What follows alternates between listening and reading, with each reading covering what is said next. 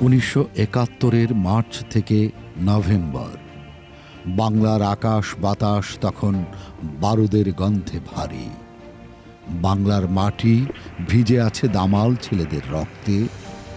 একদিকে স্বজন হারানোর আর্তনাদ, অন্যদিকে শেকল ভাঙার তীব্র আকাঙ্ক্ষা। ঠিক এমনই এক নৃশংস হত্যাযজ্ঞের বিভীষিকার মাঝে 1971 সালের 19 নভেম্বরে পশ্চিম আকাশে উকি দিয়েছিল এক ফালি চাঁদ। ঈদের সেই চাঁদ আনন্দ নয়, বরং বহন করে এনেছিল এক মিশ্র অনুভূতির মহাকাব্য। বাংলার জমিনে তখন ধ্বংসলীলার স্তূপ। স্বজন হারানোর যন্ত্রণায় যখন আগুন জ্বলছে মনে, ঠিক এমন সময় আকাশে উঁকি দেয়া ঈদের সেই চাঁদ নিয়ে এসেছিল বিদ্রোহের বার্তা।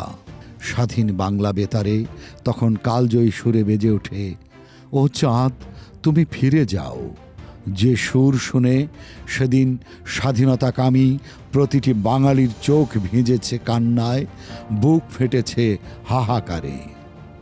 যাতে ছিল এক অদম্য স্বপ্ন, আর তা ছিল বিজয় আর মুক্তির। পরের দিন 20 নভেম্বর, অবরুদ্ধ বাংলাদেশে ঈদ। সেই ঈদ পালনের ইতিহাস আমাদের এক ভিন্ন মাত্রার বাংলাদেশের কথা মনে করিয়ে দেয়, যেখানে মুসলিম যোদ্ধারা ঈদের জামাতে দাঁড়িয়েছেন স্রষ্টার কাছে, দুহাত তুলে করছেন মোনাজাত, আর তখন তাদের চারপাশ ঘিরে রাইফেল হাতে পাহারায় দাঁড়িয়ে আছেন তাদেরই হিন্দু সহযোদ্ধারা। এ যেন অদম্য সম্প্রীতির অনন্য উদাহরণ। আবার অন্যদিকে অবরুদ্ধ বাংলার কোনো কোনো মসজিদে বুটের শব্দ আর বন্দুকের নলের মুখে পাকিস্তান সেনাবাহিনীর জন্য দোয়া করতে বাধ্য সাধারণ মানুষ। কান্না, প্রতিবাদ, সংহতি আর মুক্তির আকাঙ্ক্ষায় মোড়া 1971 সালের সেই অনন্য ঈদ নিয়ে গ্রিন টিভির বিশেষ আয়োজন 71-এর ঈদ। ধনধান্য পুষ্পে ভরা আমাদের এই বসুন্ধরা, তাহার মাঝে আছে দেশ এক সকল দেশের সেরা। ও সে স্বপ্ন দিয়ে তৈরি সে দেশ, স্মৃতি দিয়ে ঘেরা। কবিতার এই চরণগুলো আমাদের মনে করিয়ে দেয় স্বাধীনতা আমাদের কতটা প্রয়োজন ছিল। স্বাধীনতার সংগ্রাম চলাকালীন সময় ঈদ কেমন ছিল তা আমরা শুনবো একজন বীর মুক্তিযোদ্ধার কাছ থেকে। প্রথমে সবাইকে ঈদের শুভেচ্ছা জানাচ্ছি, ঈদ মুবারক। গ্রিন টিভির পক্ষ থেকে আপনাদের সবাইকে এক রাশ প্রীতি ও শুভেচ্ছা। আজকে গ্রিন টিভির ঈদের বিশেষ আয়োজন 71-এর ঈদ অনুষ্ঠানে সবাইকে স্বাগত জানাচ্ছি। আজকের এই বিশেষ আয়োজনে আমাদের মাঝে উপস্থিত আছেন বীর মুক্তিযোদ্ধা জনাব মোহাম্মদ শহীদ উদ্দিন আহমেদ। 1971 সালের সেই ঈদের দিনে যিনি রাইফেল পাশে রেখে পড়েছিলেন ঈদের নামাজ। তাহলে চলুন তার কাছ থেকে শুনে আসা যাক কেমন ছিল 71-এর সেই ঈদ।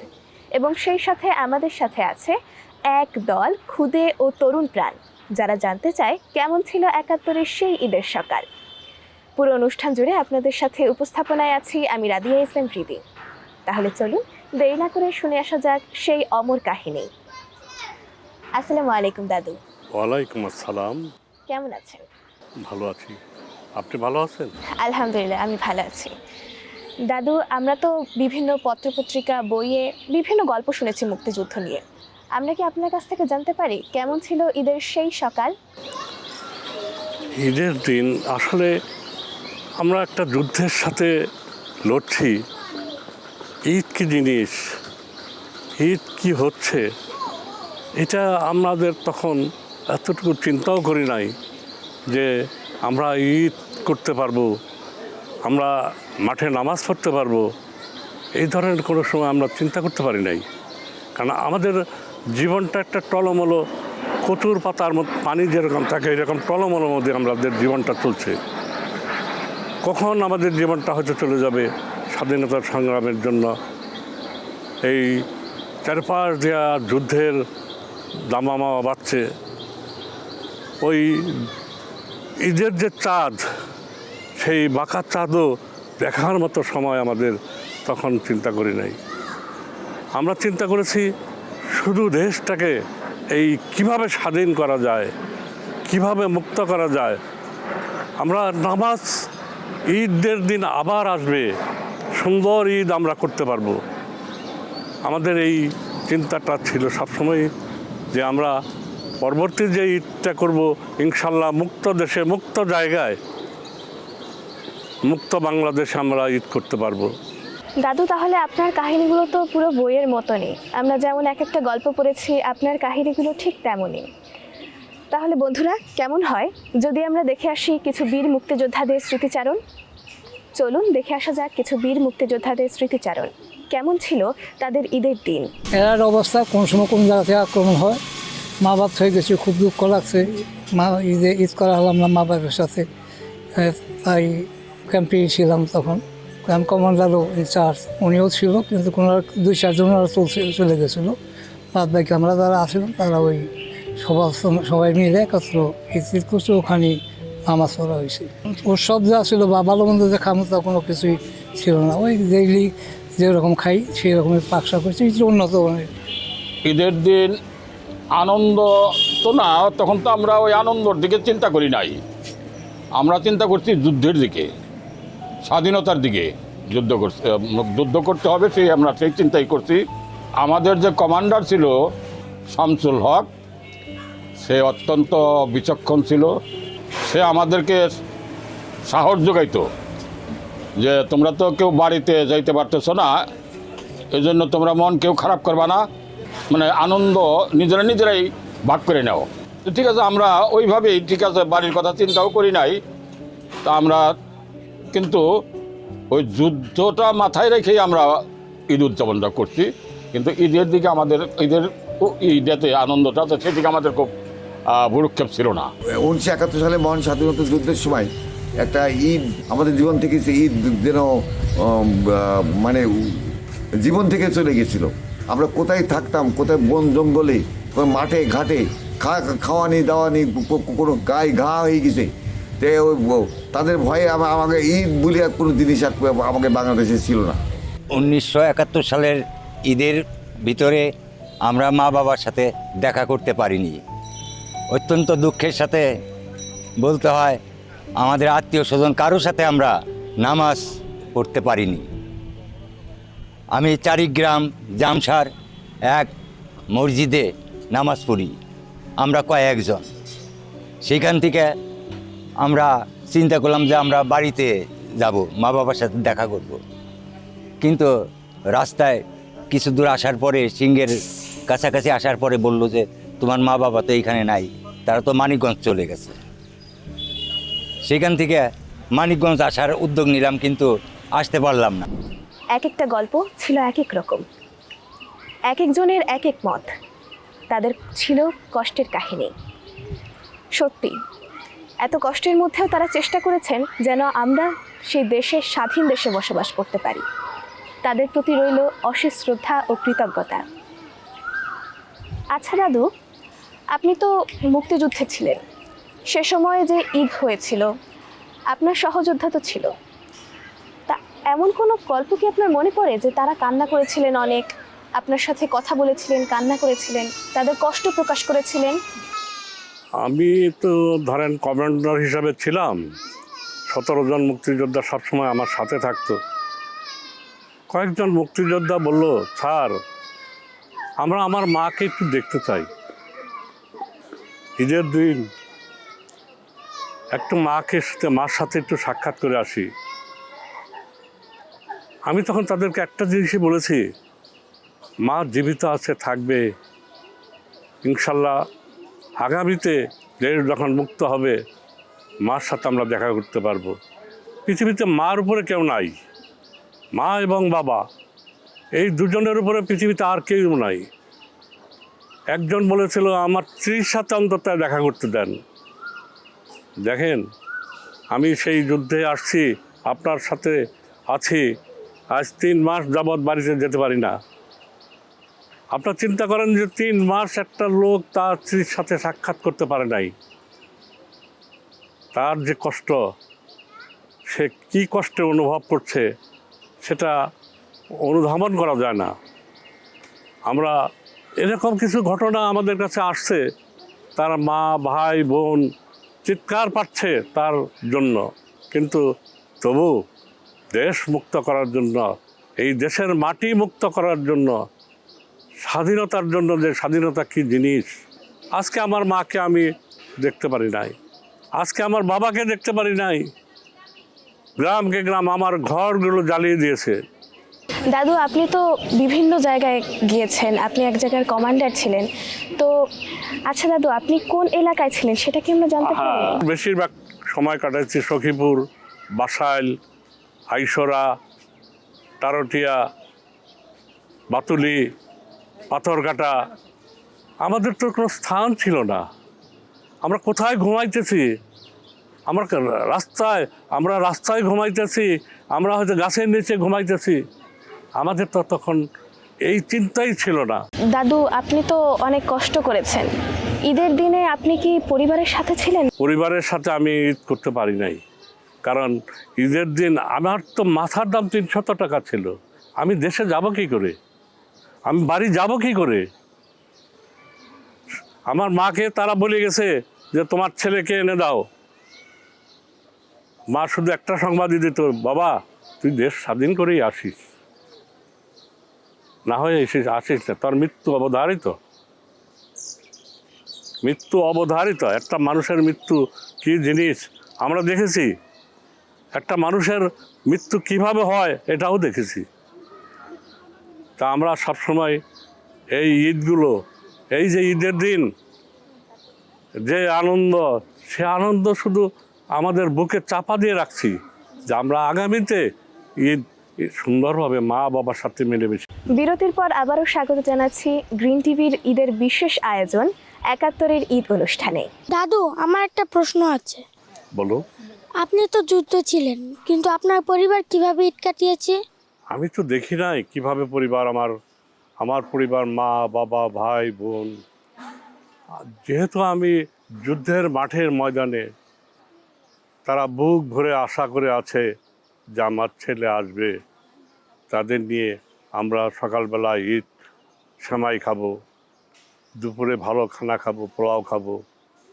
কিন্তু সেই সুযোগ, সেই আমার মা কথা মনে পড়ে, সে এগুলো নিয়ে ঠিকমতো রান্নাও করতে পারেনি।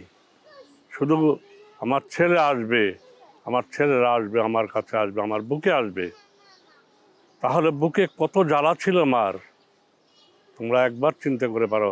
তার ছেলে মানে যদি বাইরে থাকে, মৃত্যুর হাতে থাকে, তাহলে পরে মা কীভাবে রান্না করে, কীভাবে খাবে?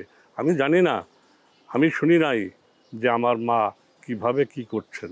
দাদু, আমার খুব খারাপ লাগছে। আমি তো আমার পরিবারের সাথে সবসময় ঈদ করি, কিন্তু আপনি তখন যুদ্ধে ছিলেন, আপনি আপনার পরিবারের সাথে ঈদ করতে পারেন নাই, আপনি আপনার পরিবারে কিভাবে ঈদ করেছে জানেন না, তো এটা নিয়ে আমার খুব কষ্ট লাগছে। ঈদের দিন অবশ্যই খারাপ লাগছে, এত খারাপ লাগছে, সারাটা দিন যেন আমরা মানে কিচ্ছু খাইনি। সারাদিন আমাদের শুধু ঘুরে বেড়াচ্ছি, কখন বাড়ি যাব, কিভাবে যাব, যেতে পারবো কি না, শুধু এইটাই মনে আসছে। মা কাঁদছে, এদিকে আমি কাঁদছি। মায়ের কণ্ঠটাই আমাদের কাছে আসে নাই, অন্তরের ভিতরে আমাদের কাছে সেই কণ্ঠটা আসতেছে যে মা হয়তো তার ভাত বেড়ে নিয়ে বসে আছে, আজকে ঈদের দিন আমার ছেলে আসবে, কিন্তু যেতে পারিনি, মার কাছে যেতে পারিনি। আজকে সেই মার যে কী কষ্ট, আমার যে কী কষ্ট, প্রতিটা মুক্তিযোদ্ধাদের এই কষ্টগুলো অনুধাবন করেছে। তোমরা আজকে আনন্দ করছো, এই আনন্দের ভাগটা তো আমরাও তখন ছিল আমাদের, কিন্তু আমরা কাছে যেতে পারি নাই। তাহলে মনে করতে পারো কি কষ্ট হচ্ছিল আমাদের। দাদুর পরিবারের মতো এমন অনেক পরিবার আছে যারা সেই দিন কষ্টে দিন পালন করেছে। তারা জানেনও না কিভাবে তাদের পরিবার ঈদ পালন করছে। বিষয়টা কত করুণ, তাই না? এবার চলুন আমরা দেখে আসি সেই সময়ে নারীরা কিভাবে সংগ্রাম ও ত্যাগের মাধ্যমে ঈদ পালন করেছে। চলুন কিছু স্মৃতিচারণ করে আসা যাক। ঈদ আছে নাকি এই সময়? যান বাসান পুরুষ ঈদ কখনই ঈদ থাকে নাকি জানে জানে বাসে না আর ঈদ করে উলাহানের কাপড় চুপড় আমরা ঈদ করছি নাকি আমাদের ঈদ আসার নাকি আগে তো ঠেয়া আসছিলাম এনেছেন মানুষ সবাই ভালো হয়েছে গরিবরাও ভালো বড় লোকরাও ভালো গম টম বুনছে হেতা বাঙ্গাইয়া তারপর ফেসারি করলো তারপরে মুসুরি এগুলি বাঙ্গায় গুড়ি বানায় চাপড়ি বানাইতাম রুটি বানাইতাম গমের ভাত নানতাম গমের জাউ নানতাম খিচুড়ি নানতাম এইগুলি খাইছি বাজারে তো যাওয়ার কায়দা নাই বাজারে যাবে টাকা পয়সাও নাগে আবার যাওয়ারও কায়দা নাই পুলিশ এই আসতেছে আসতেছে দৈরেই হারবার না মানুষ বাজারে যাবি কোন সময় পুলিশ আসতেছে মিলিটারি আসতেছে এই করে মানুষ আতঙ্কর ফার আর কি কোনো পলাই ফলাই আমরা থাকছি যা আল্লাহ যা খাওয়াইছে বাঁচাই নাকছে তাই ঈদ করবি কখনই মাত্র হ্যাঁ পুলিশ পুলিশ যা মিলিটারি চলে গেল হয়েছে তো মানুষ নামাজ টামাজ পড়ছে খায় আর রোজা থাকবে সবাই তো খাবারই পারি নাই ওই রুটি কটা বানাই নিছে তাই পারলি খাবার পারছে না পারলি সে হেরি করছে ওই একটু পানি খাইয়া থাকছি নালি একদিন না খাই রোজা থাকছে এখন এই গুলাগুলি এই যে মিলিটারি আসতেছে বিহারি আসতেছে মাইরে ফেলাবি দৌড়ে পরে পলাবো কখনে ওই যে গর্ত করছিল এরকম সোন করে গর্ত করে উপরে টিন দিয়ে মাটি দিয়ে ডাইকে থাকছিল ঠিক না পায় এরকম করে নিচে পলাই থাকছে কষ্ট ছিল দৌড়াদৌড়ি হয়তো ভয়তে আন্দোলনের ভয়তে তো মানুষ মেয়ে মানুষটা ছিল সবাই দৌড়াদৌড়ি করেছে পুরুষরা তো নামাজই করতে পারেনি ঠিক বড় দুঃখের কথা অবশ্য মাসে মাঝে বসে মাসে যায় হাসতে নামছে আমরা দুজনে বসে থাকছি একটু ফ্যান নিচে তাই দেখায় রোজা থাকছি এবার কেন রোজা থাকতে থাকবে কত কষ্ট করতে কষ্ট করছি কেউ যদি মনটা ভালো থাকতো একটা মাছ নেমে দিতেছে আর কেউ যদি মনটা ভালো থাকতো ফ্যান টুক তাই দিবে চাই নাই এবার খালাকে নাই তো ফ্যান টুক দিবে চাই নাই বারেকের বার আসলো বারেকের বার ফ্যান দিল করে বাদ দিয়ে দিছে ওই যে আলমগীরের মা আসলো বারেকের মা তারপরে যে শাহজাহানের মা ওই যে রাজন আমলার বোনরা যদি ফ্যান দিচ্ছে তা করে বাদ দিয়ে দিচ্ছে তাই খাই আমরা রোজা থাকছি কত কষ্ট করেছে জীবনে কষ্ট বাংলাদেশে বসে করে নাই এই জন্য মনে করলে আমরা বুক পাইতেছে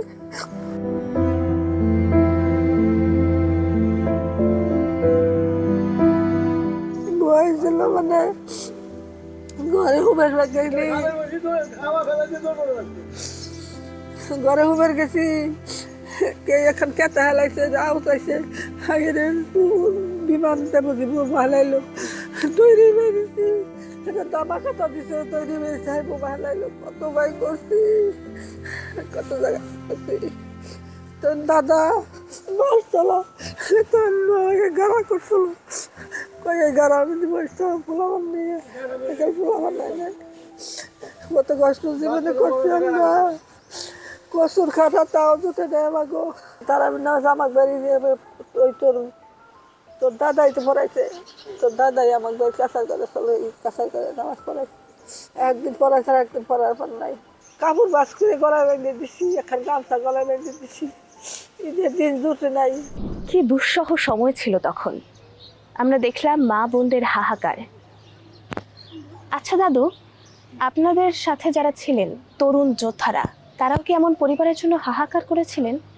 অবশ্যই তারা তার মা বোনদের জন্য খুবই দেখা গেছে তারা আমার কাছে বারবার বলছে স্যার একবার অন্তত মা বাবার বোনকে দেখে আসি তারা কীভাবে ঈদের দিনটা কাটাচ্ছে কিন্তু আমরা তাদেরকে সে পারমিশনও দিছিলাম না মনে পড়ে যে আজকে দেশ স্বাধীন হয়েছে আমরা মা বোন নিয়ে একাত্র আছি সবাই কিন্তু তখন সেই কষ্টের দিনগুলো তাদের দিকে তাকাইলে চোখ দিয়ে সত্যিই পানি বাড়ত তার বোনকে সে দেখতে পাচ্ছে না তার ভাইকে সে দেখতে পাচ্ছে না কতক্ষণ আগে একটা ভিডিও দেখলাম একটা দাদুর কান্না থেকে বুকটা ফেটে যাচ্ছে সেই সময় এত কষ্ট করে দিন কাটাইছে ৭১ সময় হ্যাঁ আমরা সেই সময় এক কষ্টগুলো করেছি কিন্তু কষ্টকে কষ্ট মনে করি নাই একটা জিনিস ছিল সেটা হচ্ছে আমার দেশ আমার মাতৃভূমি এই মাতৃভূমিকে আমাকে বাঁচাতে হবে এই মাতৃভূমিকে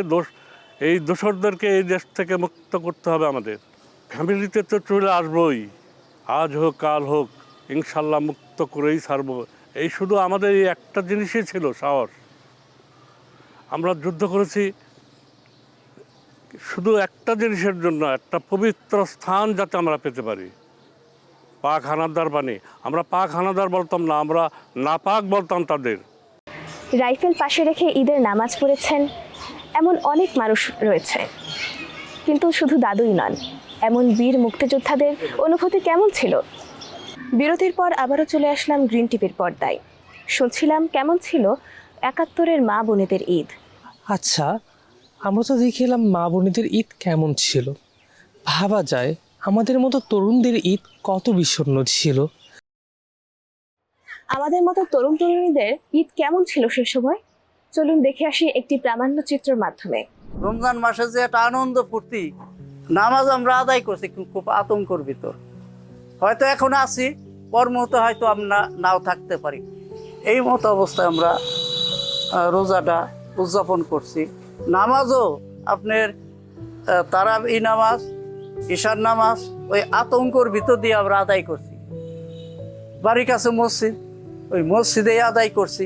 আমরা বাড়ি নামাজ পড়ার জন্য চিন্তা ভাবনা করি নাই, খুব আতঙ্কর ভিতরে আমরা নামাজ আদায় করছি। কিন্তু সবসময় একটা চিন্তা ভাবনা থাকতো, তো হয়তো এই মুহূর্তে আমাদের জীবন শেষ হয়ে যাইতে পারে, হয়তো আল্লাহ বাঁচাইও রাখতে পারে। এই মতো অবস্থায় আমাদের পুরোটা রমজান মাস কেটে যায়। কষ্টটা খুব অসহনীয় কষ্ট, তার মানে আমরা সবসময় আতঙ্কের ভিতর থাকতাম। ঈদ উদযাপন করছি বা আমরা যে নামাজ পড়ছি, এই নামাজটা পরিপূর্ণভাবে সুস্থতার ভিতরে আমরা করতে পারিনি। পরিষ্কার কথা, সবাই যিনি গুলি চলে আসতেছে, আইসে লাগতেছে, ঘরের ঠিক সেবেরই পারুম না পারুম তার কোনো হইদেশ নাই। ঈদের দিন আমরা মেয়ে মানুষ, আমাকে কে আর নিছে না কেন? যেমন ঈদের দিন হগল তা করে আমাকে কি নিছে নাকি? আমরা এই যে মসজিদ খার 3টে মেয়ে নিয়ে বাড়ি বসে থাকছি, কোনো রকম তারা বাপ্তা ছাড়া বাইরে কোনো রকম নামাজটা পড়িয়ে বাড়ি চলে আইছে যে কিভাবে বাঁচা যাবে তার নাই ঠিক। ও তো গ্রামে যেমন মসজিদে পড়ে না, এই সময় গ্রামে মালত ছিল, বয় থাকতো, কত যাইতো না, জানি বয় হকগুলি আছে না, কত যাইতো না। নামাজটা কোনোরকম কত ঠিক মতো পড়ছে, কত পরে নাই। এইভাবে দিন গেছে।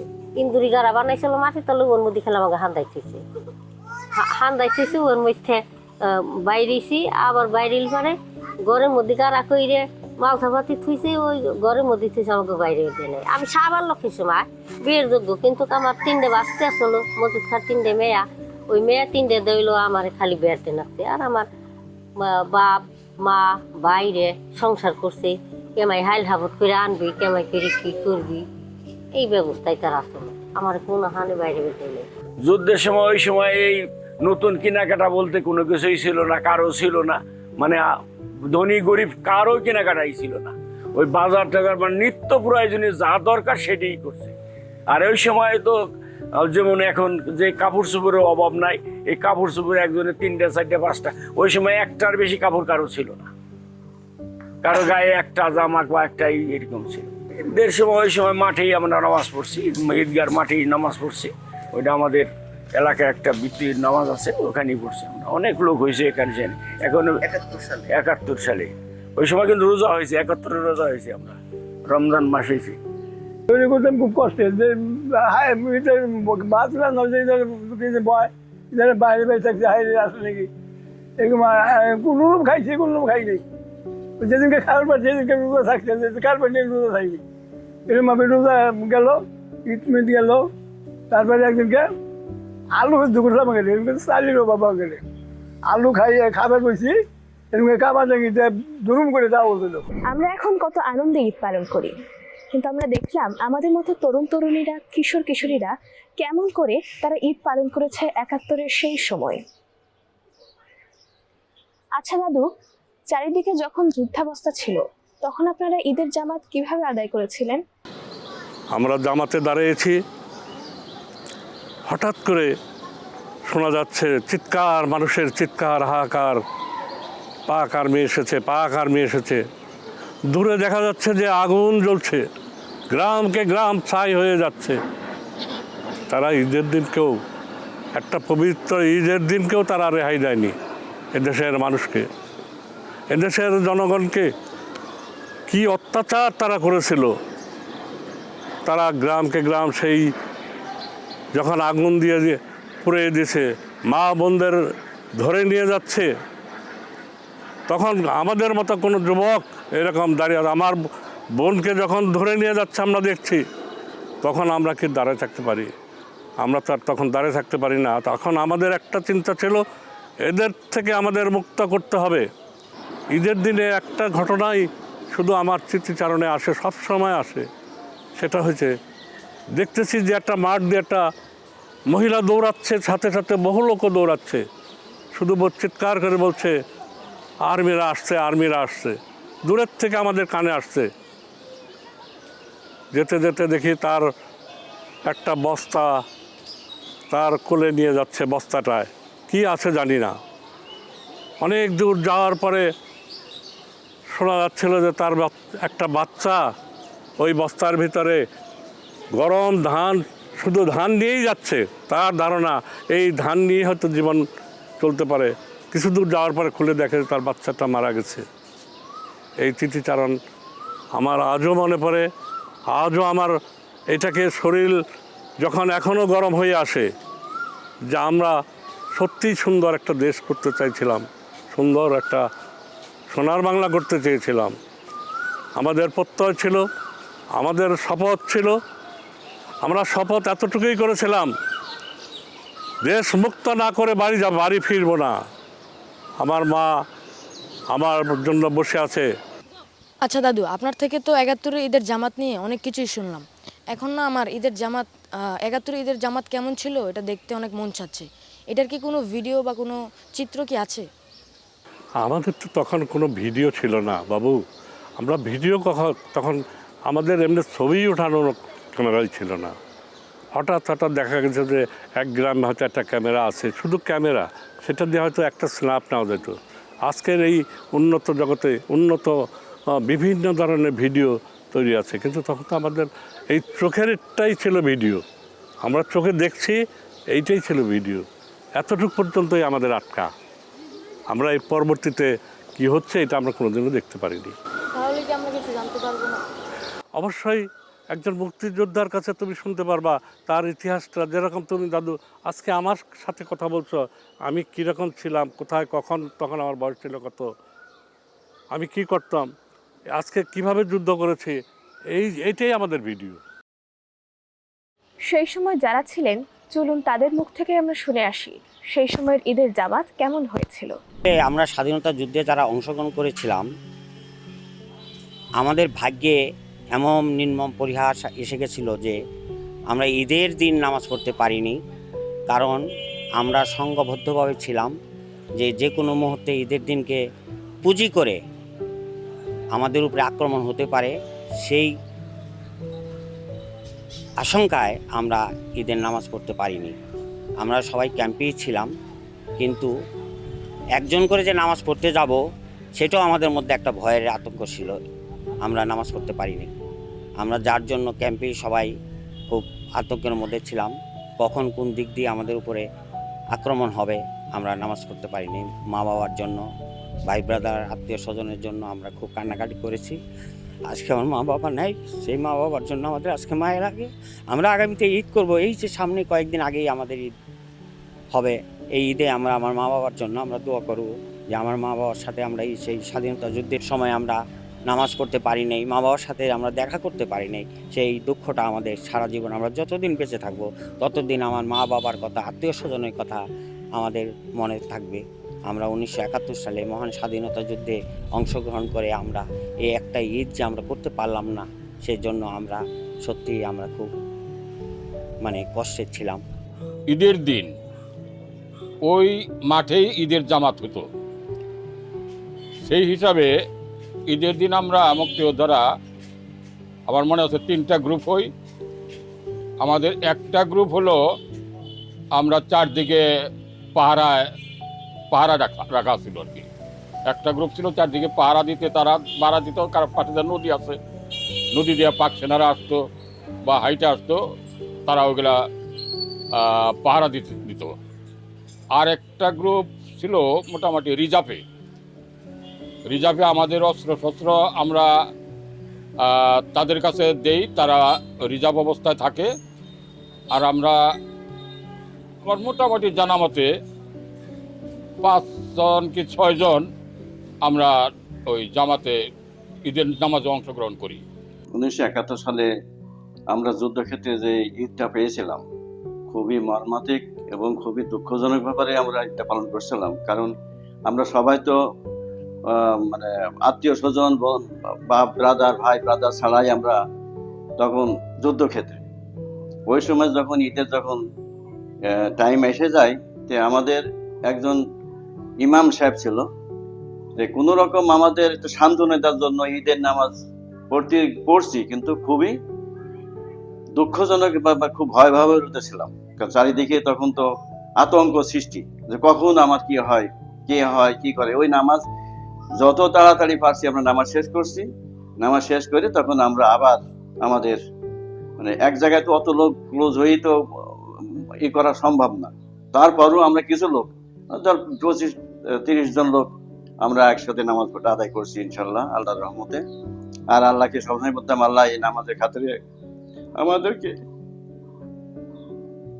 জীবন রক্ষা দিও, এবং আমরা যদি দেশ স্বাধীন করতে পারি, দেশে আমরা জাতি পারি, এই আল্লাহ তোমার কাছে প্রার্থনা করছি। ওখানে বলছি, ওদেরকেও বলছি, আমরাও বলছি, ইমাম সাহেবকে বলছি যে আপনারা একটু ভালো করে দোয়া করে দেন, যেন আমরা সুস্থ শরীরে আমরা দেশে ফিরতে পারি, বাপ মার কাছে যেতে পারি এবং হানাদারকে আমরা পরাজিত করতে পারি। এই বলে আমরা ওখানে ঈদের নামাজ শেষ করি। তারপরে আমরা আবার যার যার কর্মক্ষেত্রে বা যার যেখানে ডিউটি ছিল ডিউটিতে আবার রত হয়ে গেল। নতুন কাপড় পাবে কি করে? তখন অভাবের শেষ ছিল না। সুই সুতা দিয়ে কাপড় চোপড় সেলাই করে নামাজ পড়তে যেত। এই অবস্থায় দিন চলছে। আর খাওয়ার কথা, খাওয়ার তো কোনো ভালো ব্যবস্থাই ছিল না। তখন খুবই কষ্টের সাথে দিন চলছে। সেই 71 আর আজ হয়তো 26 সাল, কত ডিফারেন্স, কত পরিবর্তন। কিন্তু তখন আমাদের খুব কষ্ট করতে। ডকুমেন্টারিটা দেখে আমার খুব খারাপ লাগলো, কারণ পাকিস্তানি সেনারা একজন মুসলিম হয়েও বাঙালি মুসলিমদের এদের জামাতটা ভালো মতো পড়তে দিল না। এটা দেখে আর কি খুব কষ্ট লাগলো আমার। পাক আর্মিদের যখন এদেশে আনা হয়, তাদেরকে বলা হয়েছিল এদেশে কিছু কাফের আছে, সেই কাফেরকে মারতে হবে, কাফেরকে ধরতে হবে। সেই কাফেরকে আমাদের কাফের বলতো। আমরা নামাজ পড়তাম, কোরআন পড়তাম, সব কিছু পড়তাম, তাও আমাদেরকে ওরা কাফের মনে করেছে। দাদু, ঈদের দিনেও কি আপনাদের সাথে পাকিস্তানি বাহিনীর সম্মুখ যুদ্ধ হয়েছিল? ঈদের দিন আমাদের সাথে সারাদিনে কোনো কিছুই হয় না। সন্ধ্যার পরে তাদের গোলাগুলি, তারাও ফায়ার করতেছে, আমরাও ফায়ার করতেছি। জাস্ট সম্মুখ যুদ্ধ হয় না। এটা আমরাও ফায়ার করি, তারাও ফায়ার করে। শুধু মানে সারাটা রাত শুধু ফায়ারের উপরে চলছে। আমরা উপরে ফায়ার করতেছি, তারাও উপরে ফায়ার করতেছে। এইভাবেই সারাটা রাত কেটেছিল, ঈদের সারা রাত। দাদু, ওই ঈদে কি আপনি সেমাই খেয়েছিলেন? কে সেমাই রান্না করে দেবে? আর সেই দিন আমরা শুধু চিরা ভিজায়ে ওই আখের গুড় দিয়ে মাখিয়ে খেয়েছিলাম। সেই সেমাইয়ের কথা আর মনে আসে না। সেমাই যে কী জিনিস এটাই মনে আসে না। আমাদের চিন্তা একটাই, শত্রুমুক্ত করতে হবে, একটাই ছিল, আর কিছু না। বাবু, তুমি আজকে বলতেছ সেমাই খাইবেন, খাইছেন কি না? ঈদের দিন, ঈদের দিনের কথাই মনে আসে না, কখন কিভাবে ঈদের দিন গেছে আমাদের। দাদু, শুনে অনেক কষ্ট লাগলো আপনারা কিভাবে ঈদ পালন করেছেন। এখনকার সময় তো আমরা কত আনন্দের মাধ্যমে ঈদ পালন করি। ঈদের আগে যখন চাঁদ রাত হয়, চাঁদ ওঠা মাত্রই আমাদের কানে একটা গান ভাসে, রমজানের ওই রোজার শেষে এলো খুশির ঈদ। আচ্ছা দাদু, 1971 সালের 19 নভেম্বর কি এই গানটা ছিল? ওই গানটা আমরা বাজাবো কী করে? তখন ছোট একটা রেডিও থাকতো, তো এতটুকু একটা রেডিও আমাদের কাছে ছিল, সেই রেডিওতে একটা গানই শুধু ভেসে আসতো, ওই রমজানের ওই গানটা আসতো না, ওই হয়তো আমাদের যুদ্ধের বাংলার হবে জয় এই গানটাই শুনে নিয়ে আমরা রেডিও খুলতাম। দাদু, আমরা শুনেছি যে স্বাধীন বাংলা বেতার কেন্দ্র থেকে একটি গান প্রকাশিত হয়েছিল ওই সময়, ও চাঁদ তুমি ফিরে যাও। হ্যাঁ, এই গানটা হয়েছিল। রিদি আপু, তুমি তো খুব ভালো গান পারো, তো এই গানটা যদি তুমি আমাদের 2 লাইন শোনাতে। আমি গাবো না, তবে আমরা রিয়াজ খান রনি ভাইয়ের কাছ থেকে এই গানটি শুনে আসতে পারি। তাহলে চলুন শুনে আসি ও চাঁদ তুমি ফিরে যাও এই গানটি রিয়াজ খান রনি ভাইয়ের কণ্ঠে।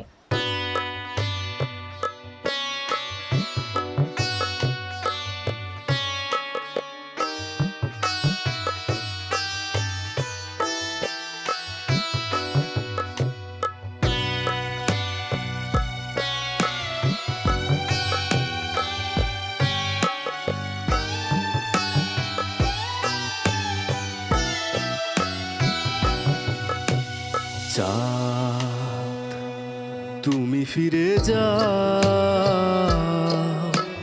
চাঁদ তুমি ফিরে যাও, চাঁদ তুমি ফিরে যাও,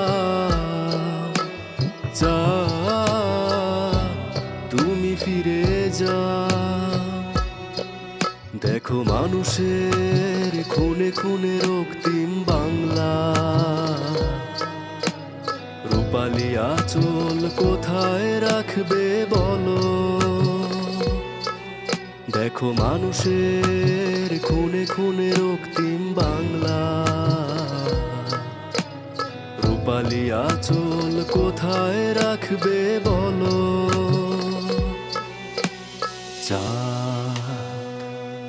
তুমি ফিরে যাও, চাঁদ তুমি ফিরে যাও, চাঁদ তুমি ফিরে যাও, চাঁদ তুমি ফিরে যাও।